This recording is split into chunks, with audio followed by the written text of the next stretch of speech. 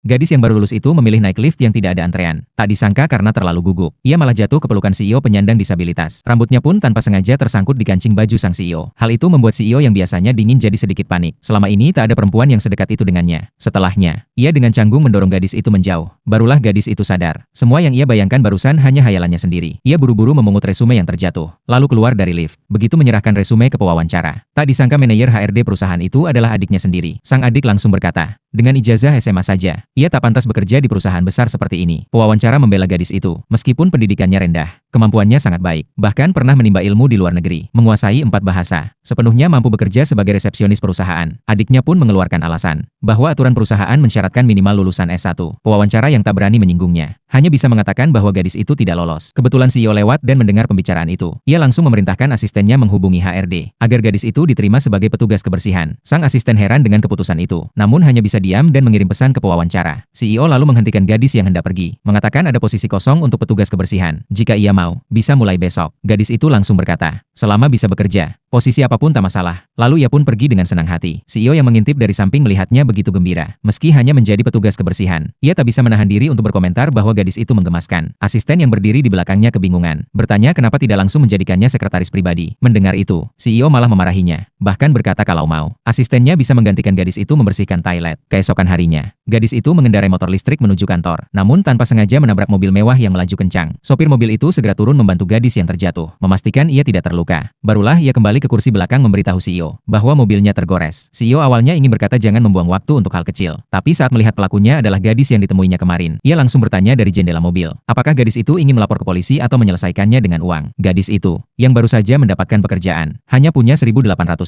Ia pun buru-buru berkata akan menulis surat pernyataan utang, dan membayar sisanya setelah menerima gaji. Namun sang sopir mengatakan ia tidak bisa memutuskan. Gadis itu harus berbicara langsung dengan CEO, saat ia baru ingin menjelaskan, bahwa ia masih harus menghidupi keluarga, sehingga tak punya uang sebanyak itu. CEO justru langsung menaikkan jumlah ganti rugi menjadi $20.000.